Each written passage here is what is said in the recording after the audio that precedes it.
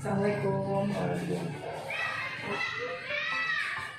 Bapak punten mengganggu waktunya terkait yang sudah saya sampaikan sebelumnya. Hari ini akan melakukan wawancara terkait dengan bagaimana cara Bapak mengambil sebuah keputusan, baik itu terkait dengan situasi lima etika maupun pendidikan moral. Ini terkait dengan tugas saya di kelas Salon Guru Pemuda. CGP ya? Iya, CGP Pak. Gimana? Untuk wawancaranya bisa dimulai mungkin Pak? Ya boleh. Siap Pak, siap.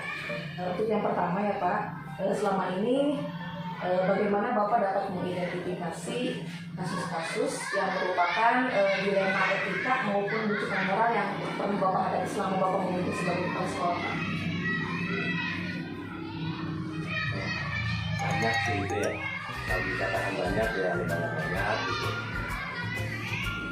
Antara ini kan Dilema etika ya sama dari rujukan moral. etika dengan rujukan moral itu. Yang pertama itu cara identifikasi gitu kan ya.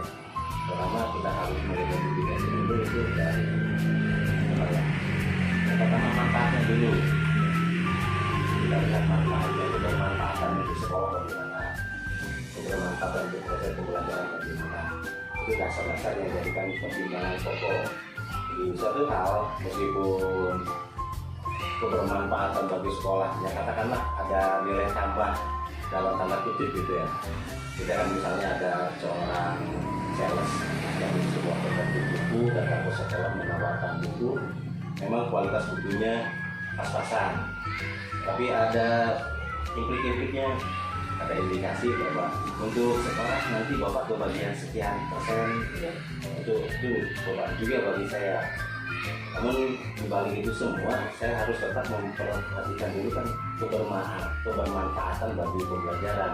Otomatis untuk penyedia buku pembelajaran kita ambil satu sampel buku pembelajaran lah. Agar buku pelajaran itu bermanfaat bagi pembelajaran, otomatis buku pembelajaran itu harus memiliki kualitas yang baik sesuai dengan yang ditetapkan oleh Kemendikbud.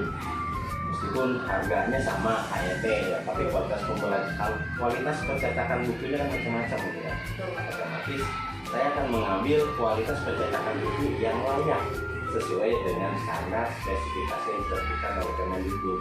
Meskipun penerbit buku tersebut tidak memberikan, katakanlah fee-nya di bawah lah. Jadi kan fee-nya kan standar itu kan 10 gitu kan. Maka ada kalanya penerbit yang berani memberikan 25, 35, tapi kualitas cetakan bukunya kurang. Otomatis saya akan mengambil kualitas cetakan buku yang terbaik meskipun tanpa adanya fee tambahan bagi sekolah. Karena fee tambahan itu nomor berapa lah? Nomor pertama itu kan kualitas cetakan buku terlebih dahulu itu. Jadi kita berbicara berarti etika itu kan ya. Kalau rujukan moralnya berarti kan itu tadi. Ya, komisi itu ya. Ada fee. Rujukan moralnya ada komisi apa ya? Ya, biasa gitu kan ada fee gitu. Tapi tetap yang kita perhatikan kualitas cetakan buku tersebut. Jadi kita tidak memperhatikan berapa persen, tapi kualitas cetakan buku itu yang kita perhatikan. Itu barangkali yang untuk identifikasi. Yang pertama kualitas dulu. Gitu.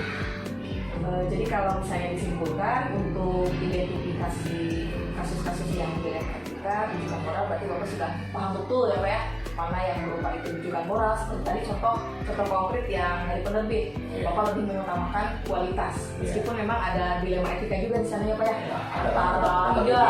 Ada rujukan moralnya, komisinya gede gitu ya Pak. Tapi tetap di sana Bapak memilih pilihan yang lebih mengutamakan kualitas karena memang itu berdasarkan pada kebermanfaatan sekolah ya Pak, kepada murid, kemudian pada pembelajaran ya Pak.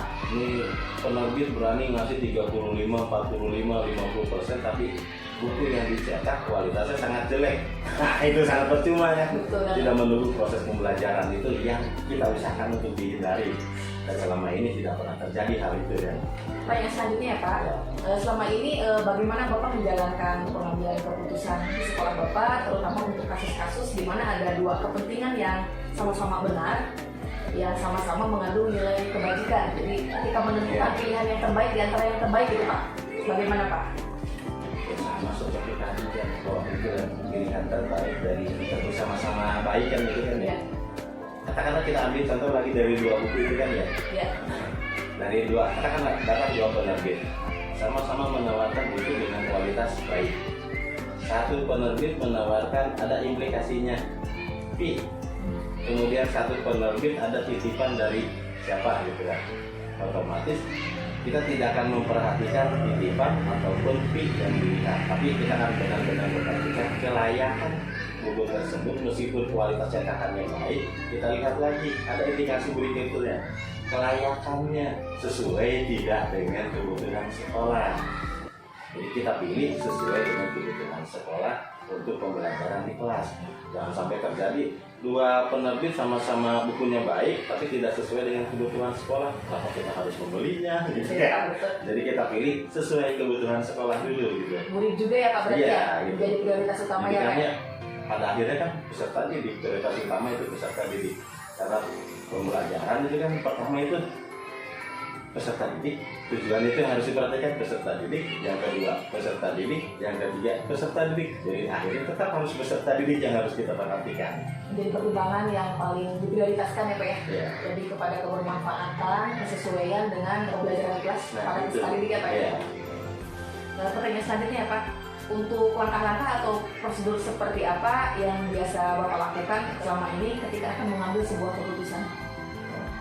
Saya tidak akan mengambil keputusan sendiri karena sekolah ini ada beberapa, tidak hanya kepala sekolah, ada guru, ada peserta didik, ada komite sekolah, ada orang tua murid gitu, ada lingkungan sekolah, kemudian ada perangkat desa pun masih berada di lingkungan sekolah. Otomatis pengambilan keputusan tidak akan saya lakukan sendiri, tapi mengambil keputusan bersama.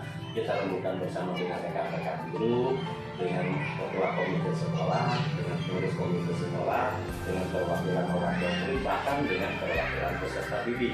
Itu baru tercipta sebuah keputusan. Karena keputusan yang saya ambil sendiri aneh kan? Kita berada di negara demokrasi kan? Jadi lebih menampung semua aspirasi ya, ya keputusannya. Nah, andai kata dalam suatu perembukan tersebut terputuskan, katakanlah ada beberapa pendapat yang berbeda, itu kita ambil pilihan terbaik sesuai dengan kebermanfaatan tadi. Prioritasnya tetap peserta didik ya, kebutuhan murid gitu ya. Peserta didik ya, gitu. Siapa kapan? Berikutnya apa ya? Hal-hal apa saja yang selama ini Bapak anggap efektif dalam pengambilan keputusan pada kasus-kasus yang dilema etika, di mana Bapak tuh harus memilih antara ini benar keputusannya, ini benar. Itu seperti apa gitu Pak? Yang hal yang Bapak selama ini Bapak anggap efektif ketika menentukan keputusan yang terbaik di antara yang terbaik ini? Itu tadi lagi, prioritas kegiatan sekolah itu kan ada 3. Pertama peserta didik, kedua peserta didik, ketiga peserta didik. Otomatis hal-hal yang dikaitkan juga kebutuhan peserta didik, kebutuhan penyelenggaraan pendidikan di sekolah demi terciptanya perkembangan peserta didik secara optimal. Itu hal pokoknya. Jadi tetap, jadi hal yang efektif yang selama ini Bapak lakukan adalah standarnya itu bagaimana kebermanfaatan, kemudian keberpihakannya kepada murid gitu ya Pak? Betul. Iya. Percuma dong. Katakanlah itu ada nilai tambah bagi sekolah gitu, sementara kebutuhan peserta didiknya tidak tercapai. Nah, itu kan sangat repot gitu ya. Sementara tujuan pembelajaran pada akhirnya kan hanya 3 gitu kan. Yang pertama peserta didik, kedua peserta didik, ketiga peserta didik. Kita harap seperti itulah 3 tujuan ini tercapai, jadi semua diarahkan kepada kebutuhan peserta didik. Berarti intinya yang selama ini Bapak efektif lakukan adalah satu, dengan melalui tadi musyawarah itu ya Pak ya, kemudian dengan prioritas utama kebutuhan peserta didik ya, itu yang menjadi hal-hal yang Bapak prioritaskan untuk efektivitas dalam pengambilan keputusan itu. Yes, tidak ada kebermanfaatan bagi peserta didik, kemudian kelayakan, kualitas cetakan. Bila kita berbicara buku, bila kita berbicara perangkat elektronik, otomatis spesifikasi elektronik tersebut. Katakan laptop, kita lihat spesifikasi laptopnya terlebih dahulu. Kita tidak akan berbicara laptop boleh sama mereknya gitu ya. Betul Pak. Karena merek kan bisa ditempel gitu. Di dalamnya ya. Nah itu kita lihat di dalamnya bagaimana itu spesifikasi laptopnya, perangkat komputernya bagaimana, kita butuh perangkat komputernya seperti apa. Misal kita butuh sekedar untuk klien itu kan cukup yang kecil saja kan, hanya cukup 2 GB, sementara kita butuh untuk server minimalnya kita butuh RAM-nya 4 GB gitu. 4 GB pun sudah kewalahan, jadi minimal harus 8 GB. Jadi kita tidak berbicara harga, tapi kita berbicara spesifikasi bila dikaitkan dengan perangkat komputer gitu. Spesifikasi sama dengan buku, itu bermanfaatkan bagi peserta didik sama laptop juga gitu kan. Begitupun ketika keputusan yang diambil terkait dengan komunitas yang ada di sekolah ya Pak Ya, betul. Berapa ke sana ya Pak? Iya, jadi semua harus terlibat gitu. Saya tidak akan mengambil keputusan ini oke, menurut saya udah yang ini saja, tidak, itu kan kita berebut dulu dengan rekan-rekan guru kan. Jadi lebih kepada kebersamaan ya Pak. Iya. Keputusannya itu mengupayakan meminimalisir apa yang tidak diinginkan ya Pak. Betul. Selanjutnya ya Pak, ini ketika Bapak menghadapi situasi pengambilan keputusan pada kasus-kasus di dalam etika ya Pak, hal apa saja yang selama ini merupakan tantangan bagi Bapak ketika mengambil keputusan? Tantangannya apa ketika menghadapi kasus yang dilema etika? Kita tadi contohnya ketika masalah buku gitu Pak. Iya. Tantangannya apa Pak? Yang menjadi tantangan bagi Bapak? Tantangannya peningkatan mutu kan ya.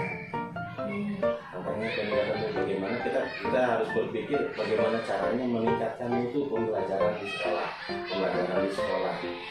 Jadi jangan sampai berbagai keputusan yang kita ambil bertolak belakang dengan proses atau peningkatan mutu pendidikan bagi peserta didik. Jadi percuma dong.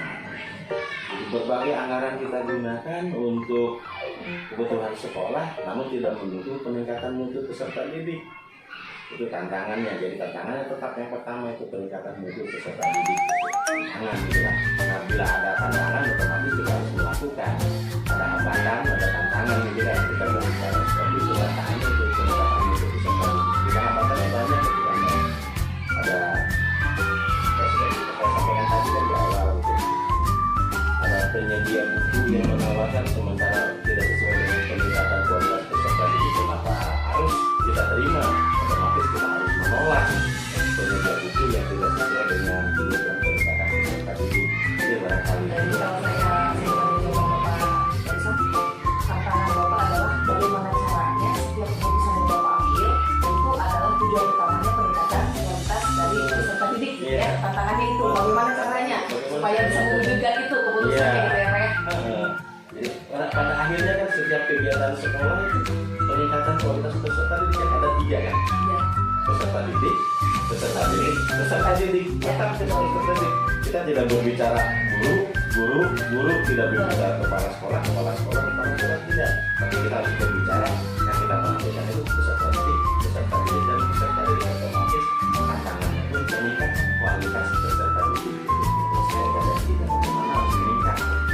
Jadi bagaimanapun Bapak menghadapi sebuah dilema dari keputusan-keputusan yang pernah Bapak ambil, tetap yang menjadi tantangannya adalah bagaimana mengupayakan keputusan tersebut bisa benar-benar meningkatkan kualitas dari peserta didik ya Pak, baik dari segi pembelajaran, kemudian daripada output pengeluaran keluar kualitas dari murid tersebut ya Pak ya, dari peserta didik.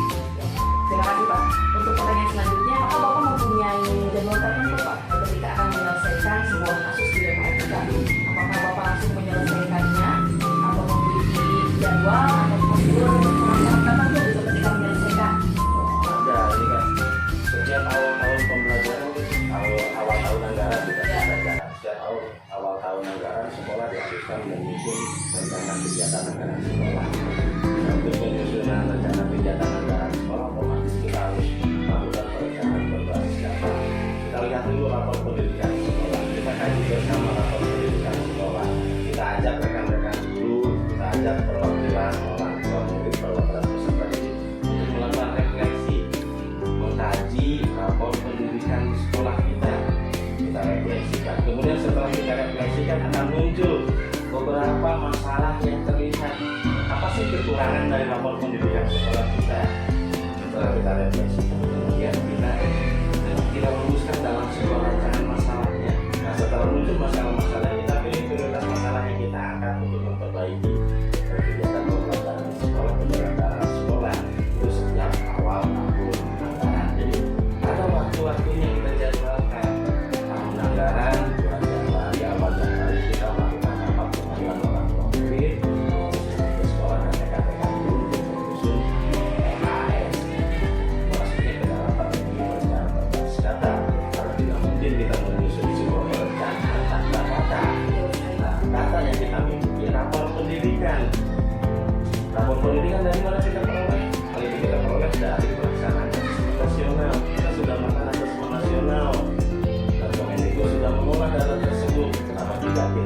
memanfaatkan data yang diolah oleh dasar perencanaannya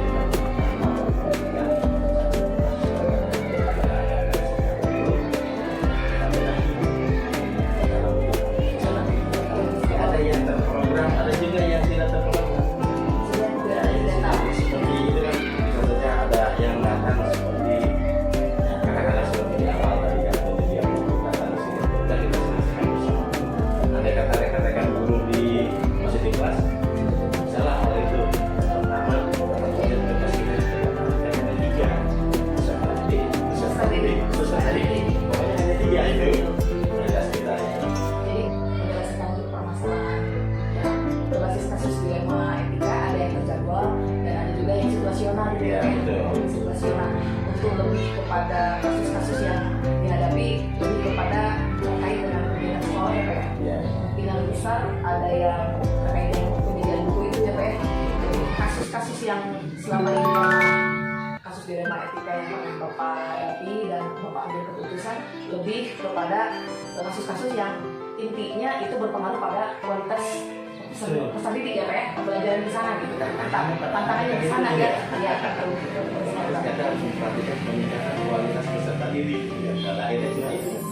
Yang terjadwal itu yang Bapak refleksikan dari yang rapor pendidikan itu. Ya, betul. Nah, untuk selanjutnya Pak, adakah seseorang atau faktor-faktor apa yang selama ini mempermudah atau membantu Bapak dalam pengambilan keputusan? Baik itu dilema etika. Ada dong. Tadi disampaikan di awal kan pengambilan keputusan saya tidak ambil keputusan sendiri.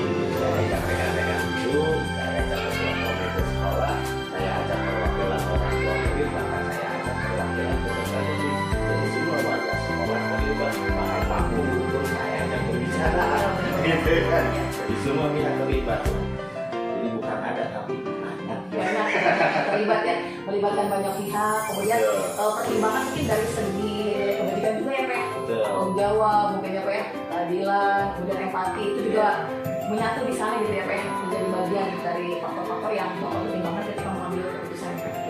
Ini pertanyaan terakhir ya Pak ya, dari semua hal yang telah Bapak sampaikan, pembelajaran apa yang dapat Bapak petik dari pengalaman Bapak ketika mengambil keputusan pada situasi dilema etika itu? Kita mengambil keputusan di antara yang baik harus mengambil yang terbaik gitu Pak, bagaimana pengalamannya gitu Pak? Dan di antara yang bisa Bapak hari kita harus ambil yang terbaik. Ada pilihan baik, Yang baik. baik. Kita pilihannya itu tetap kita bila berbicara baik kan tidak semuanya mendukung peningkatan kualitas pendidikan peserta didik itu kan. Yang kita otomatis pilih yang di antara yang dua yang baik itu yang sangat mendukung peningkatan kualitas peserta didik. Biar bisa kita lihat kan, ini karena A baik, B baik, tapi ternyata si B ini yang memiliki kecenderungan untuk mendukung peningkatan kualitas pembelajaran peserta didik lebih tinggi, maka kita pilih B. Meskipun ini berada di urutan pertama, tetap B karena B menunjukkan peningkatan kualitas pembelajaran peserta didik yang lebih baik. Jadi pada akhirnya peningkatan kualitas pembelajaran peserta didik Jadi prioritas ya Pak. kualitas utama itu bila baik ya baik juga ya. Dilema ini ada terapis yang baik Pak. Iya, Kalau iya. misalnya yang bukan roh udah jelas ya Pak. Oh, itu udah Memang jelas ambil ya. yang baik ya Pak. Iya. Nggak mungkin yang gitu ya Pak. Itu tidak sesuai dengan hati nurani ya Pak. Iya. Itu Pak saya simpulkan dari yang kita bahas hari ini. Tentu selama ini Bapak mengupayakan meneliti kasus-kasus itu dilema etika yang pernah dihadapi. Intinya dari semua kasus yang dialami, hal mana yang betul-betul menunjang pada kualitas pembelajaran peserta didik, maka itu yang Bapak ambil gitu ya. Ketika ada bujukan moral, Bapak insya Allah secara hati nurani maupun dengan dimusyawarahkan dengan rekan-rekan akan menolak hal tersebut ya Pak. Iya.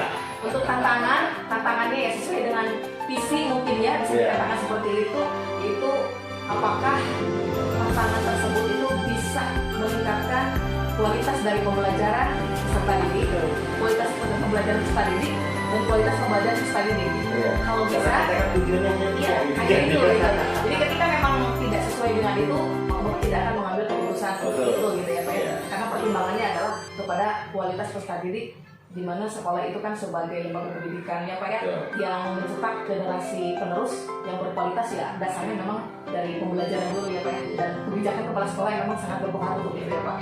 Seperti itu ya Pak ya. Bapak terima kasih atas waktunya. Mohon maaf mengganggu ya Pak, saya banyak ilmu hari ini banyak pengalaman juga yang bisa saya ambil dari bagaimana cara-cara Bapak mengambil sebuah keputusan, di mana Bapak berupaya menurunkan ego sendiri sebagai kepala sekolah dengan menerima aspirasi gitu ya Pak dari semua pihak, baik itu guru, komite, bahkan dari peserta didik sekalipun ketika memang ada masukan yang bagus itu diterima gitu ya Pak. Kenapa tidak diterima itu Betul. Ini menjadi pengalaman bagi saya. Mungkin saya bisa mengadopsi, bisa meniru, jika kelak bisa mengambil keputusan saya harus seperti apa. harus lebih baik. Betul. Siap Bapak. Terima kasih Bapak. Mohon maaf mengganggu waktunya. Ya mari Pak. Assalamualaikum warahmatullahi wabarakatuh.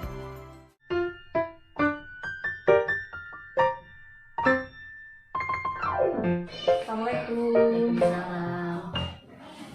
Apa kabar Bu? Ya, baik. Terima kasih Ibu atas waktunya. Maaf, saya mengganggu aktivitas Ibu sebagai kepala sekolah. Seperti yang sudah kita sepakati bersama, bahwa hari ini saya minta waktu Ibu untuk melakukan sesi wawancara terkait dengan tugas saya sebagai calon guru penggerak di Desa Geda. Terima kasih sebelumnya Ibu untuk waktunya. Ya, sama-sama. Bisa dimulai saja Bu? Bisa. Kata pertanyaan pertama ya Bu, selama ini bagaimana Ibu dapat mengidentifikasi kasus-kasus yang merupakan dilema etika atau rujukan moral yang pernah terjadi selama Ibu menjadi kepala sekolah? Dalam mengidentifikasi masalah-masalah yang terjadi di sekolah saya di sini banyak masalah-masalah yang timbul di sini. Yang pertama yaitu mengidentifikasinya dengan mencari tahu masalah itu apakah berbentuk individu atau kelompok, atau juga bisa dikatakan berbentuk individu tapi dapat berdampak pada kelompok.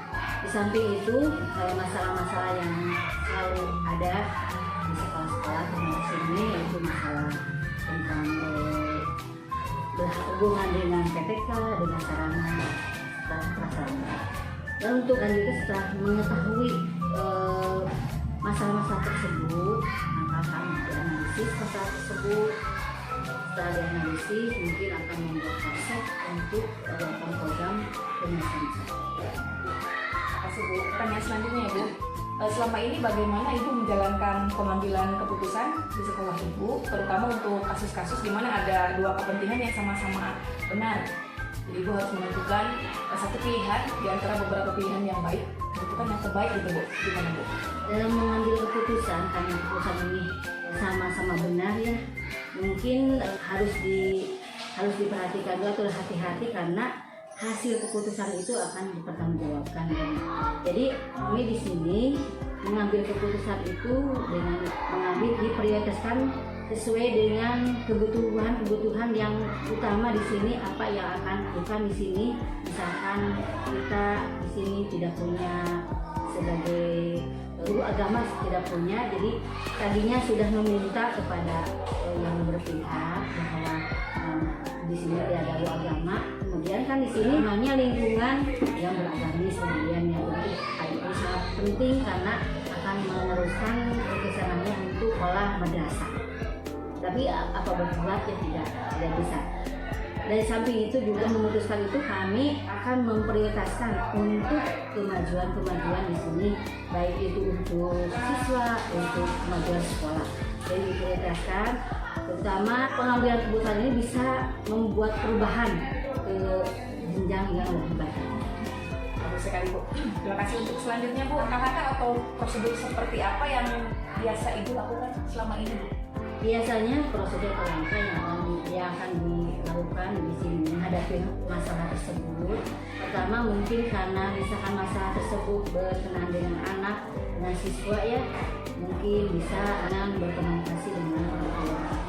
Kemudian kita mengumpulkan guru-guru untuk rapat mengusahakan bagaimana mencari solusinya untuk menyelesaikan masalah ini. Juga bisa menghubungi Bapak Komite ya. Ini Bapak Komite juga dibawa untuk menyelesaikan masalah ini, bagaimana cara penyelesaiannya, atau sebagaimana tadi dikatakan bahwa di sini tidak punya guru agama, kami mengkomunikasikan juga dengan yang punya wilayah di sini, Pak Ungu ya. Jadi bagaimana solusinya di saat kami tidak punya guru agama. Juga kepada yang terkait melakukan umum komunikasi. Jadi ketika prosedur ibu lakukan itu berdasarkan setelah dikasih dulu, Ya. ya kebutuhannya apa, gitu ya, baru diambil sebuah keputusan. Ya. Gitu. Hal-hal apa saja yang selama ini ibu anggap efektif dalam mengambil keputusan dalam kasus-kasus dilema etika yang selama ini kami ibu hadapi? Yang selalu efektif masalah-masalah ini kan ada saja, misalkan dari anak tentang anak tersebut yang dilakukan tertib. Sekarang pemerintah sedang memprogramkan grup penggerak, Iya. jadi sedang mensosialisasikan kepada guru untuk ikutan CGP ya, sambil penggerak. Tapi apabila berat mungkin sekolah penggerak penting, karena mungkin di samping itu juga karena ada kebutuhan atau di rumahnya yang tidak bisa ditinggalkan, waktunya tidak bisa membagi waktu, jadi mungkin kami hanya bisa menyampaikan saja, tidak memaksa kepada guru tersebut untuk ikut CGP. Itu masalah misalkannya yang paling efektif harusnya kan kita sesuaikan dengan program dari pemerintah.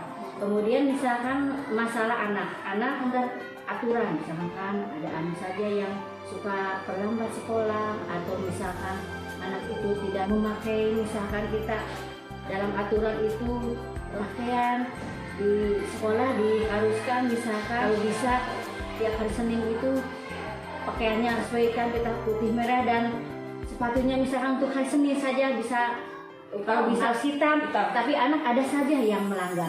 Tapi kita tidak langsung vonis bahwa anak itu tidak mematuhi peraturan. Kita telusuri dulu bahwa masalah itu anak itu apa? Apakah anak itu karena tidak punya?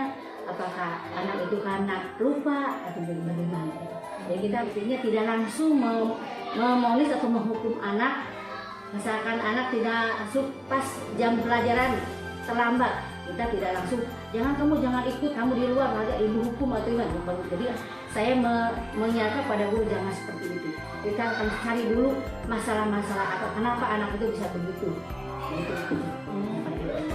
Jadi lebih efektifnya ibu mengidentifikasi dulu, Iya. menelusuri Iya. dulu gitu ya bu ya, agar permasalahannya ketika memutuskan juga diupayakan sebijak mungkin gitu ya bu ya, yang tidak langsung memberikan hukuman gitu ya, jadi lebih kepada pendekatan ya bu ya, pendekatan dulu ya. Untuk selanjutnya ya bu, apakah ibu memiliki sebuah jadwal untuk menyelesaikan kasus-kasus dilema etika, ataukah kasus tersebut diselesaikan sesuai situasi, itu situasional? Apakah terjadwal atau situasional atau keduanya gitu bu?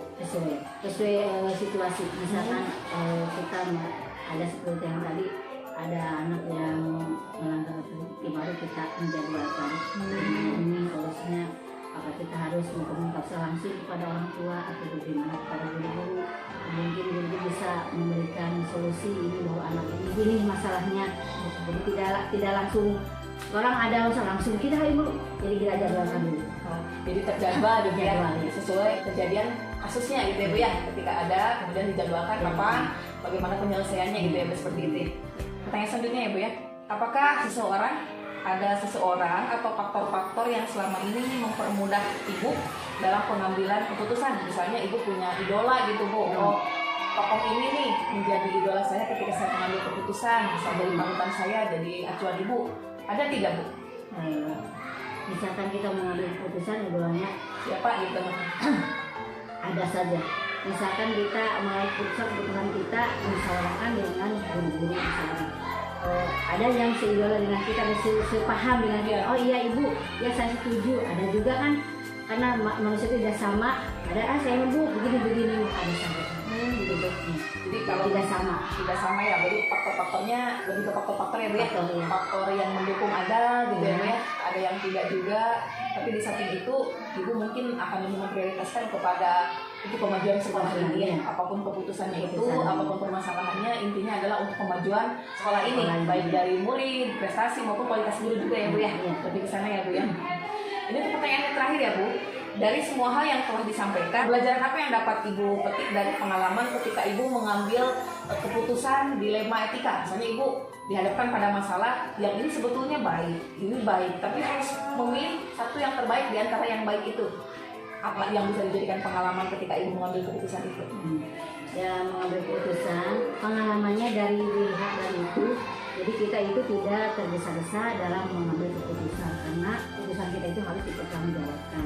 Dan untuk apa kita memutuskan itu, apakah ada manfaatnya untuk sekolah? Jadi intinya dari pengalaman itu kita jadi tahu bahwa dalam mengambil keputusan itu tidak kita semena-mena, kita harus mengkomunikasikan dengan guru, mengkomunikasikan dengan orang tua murid, bahkan dengan lingkungan sekitarnya, karena di sini lingkungannya sangat mendukung sekali, berbasis ya lumayan agamis ya, di sini ya lumayan gitu agamisnya.